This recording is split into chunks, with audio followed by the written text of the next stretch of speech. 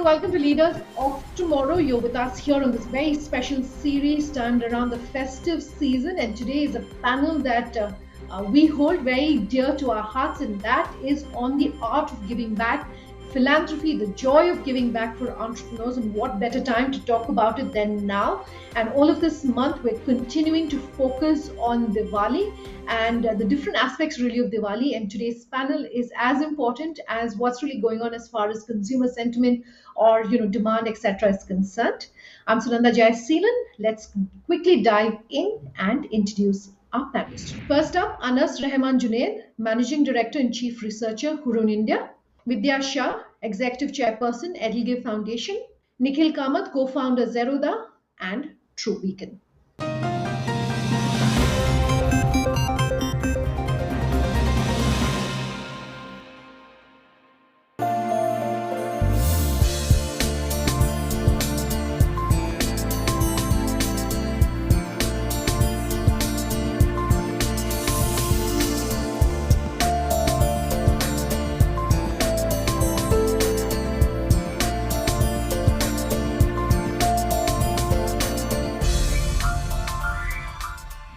Nikhil, Vidya, Anas, thank you very much for giving us your time here on the Leaders of Tomorrow. Nikhil, good to have you back.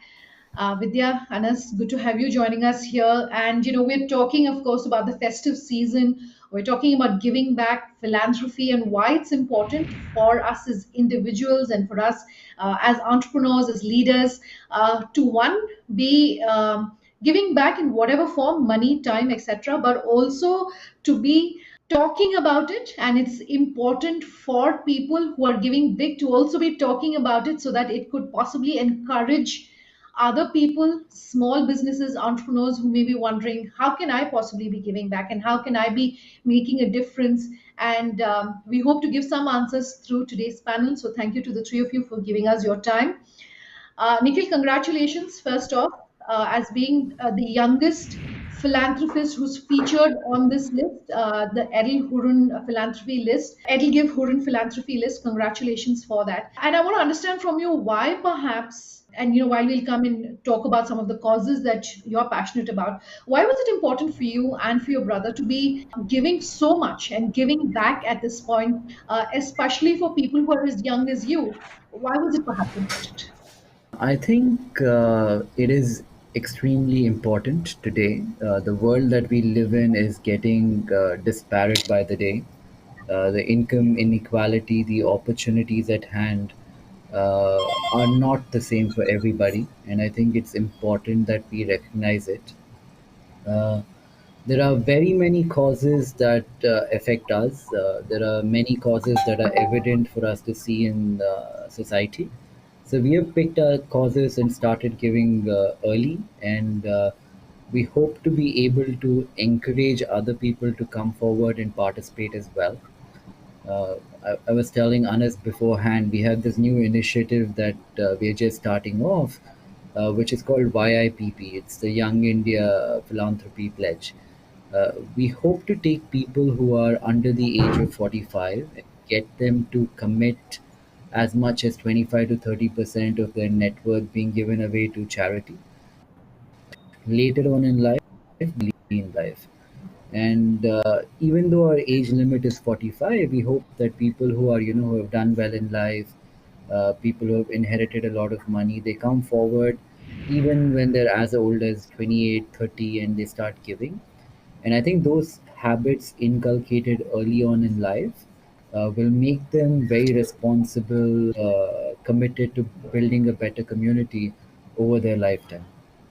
Anas, I want to come to you next and talk about some comments that I was reading of yours. And you're saying you expect to have nearly 500 billionaires in 5 years. That's a huge number for a country like India, and that could possibly solve a lot of the challenges and problems that we have in the country. My question to you really is, perhaps just one or two of the top highlights that you could give us as part of the philanthropy list that you've put out that has been different this year compared to previous years.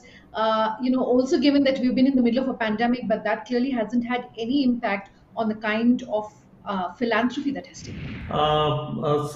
In terms of the wealth creation possibilities in India, I really think that the next 5 years, you're going to, India were to hit a GDP of 5 trillion US or something, you really have to create that many billion-dollar enterprises, which will have a trickling effect to personal wealth creation as well.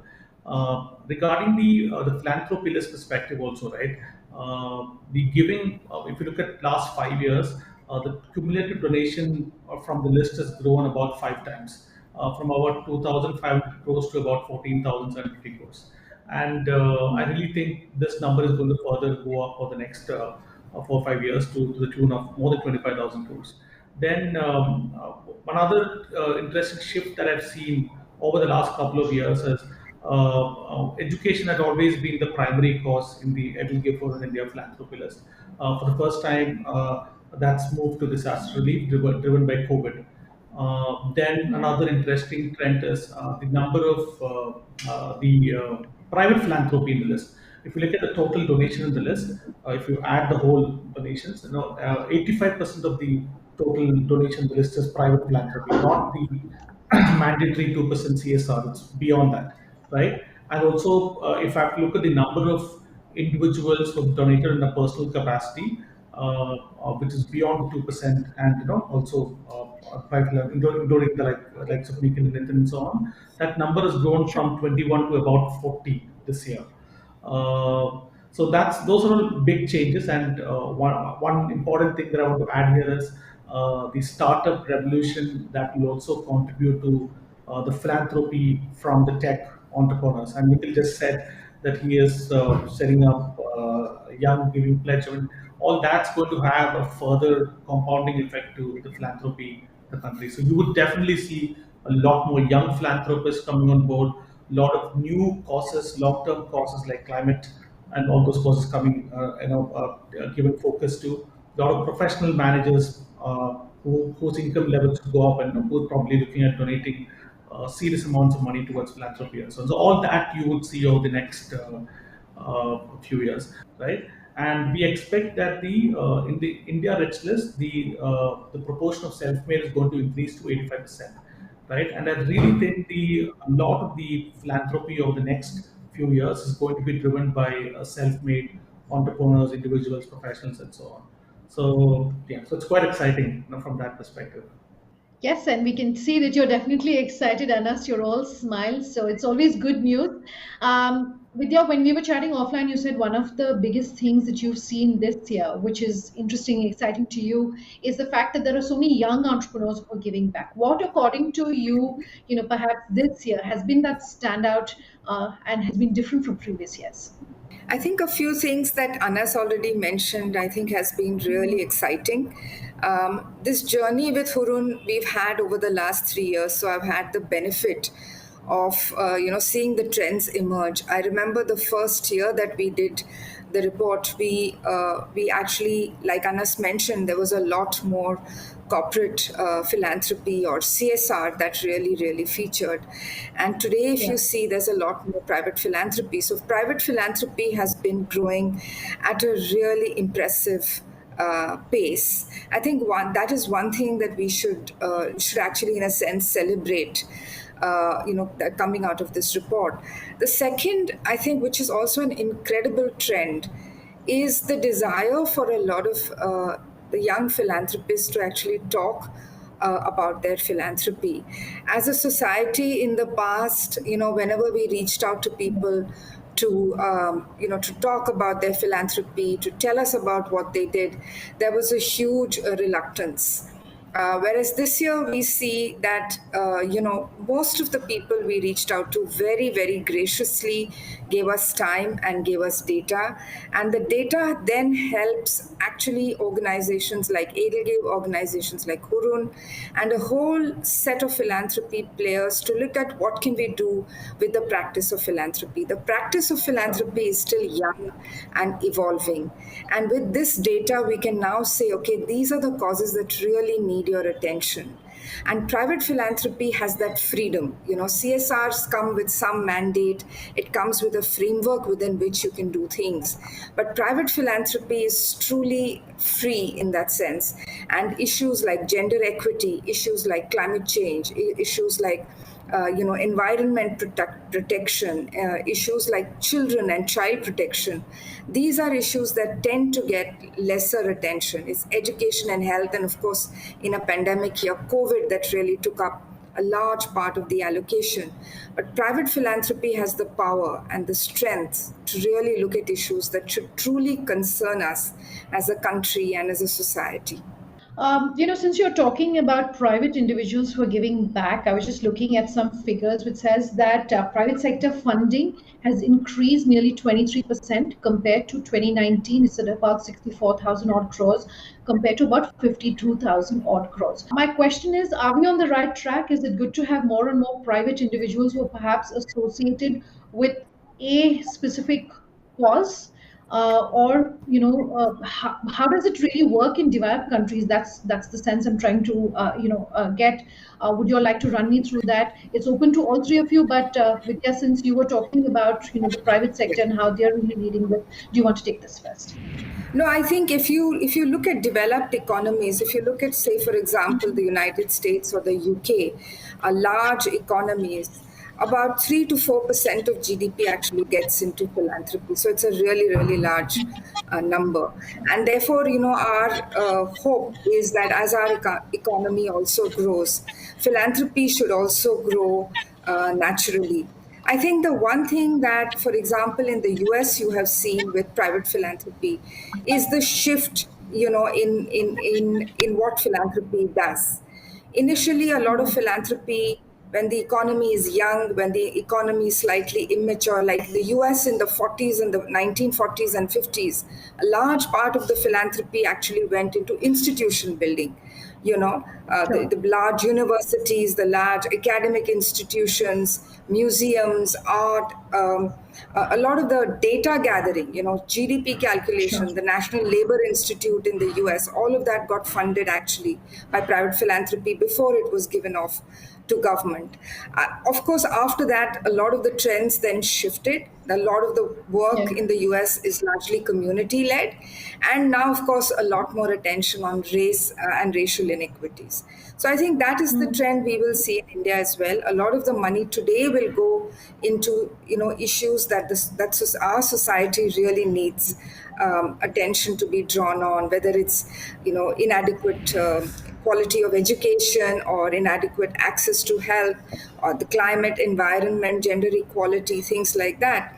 But at the same time, you're now seeing a lot of the young philanthropy and remarkably going into institution building. You see a lot of the the private academic institutions, all being driven by private philanthropy.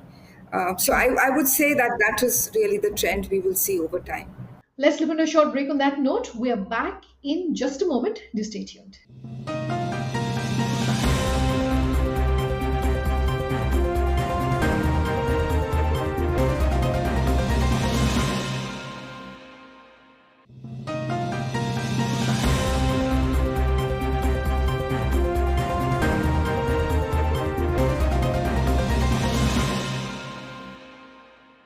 Welcome back with us here on Leaders of Tomorrow. And tonight on the show, this special series we're doing around the festive season.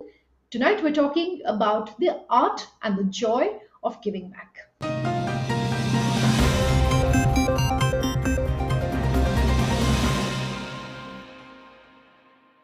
Nikhil, this next question is, do you understand that you, for instance, are very passionate about climate change? So my question is, how do you as an entrepreneur decide that these are perhaps the sectors that you would want to be associated with? Because India as a country has so much need. So how do you perhaps pick and choose where you're going to be putting your money? I think the question is much less where you allocate capital, but more going out there and participating.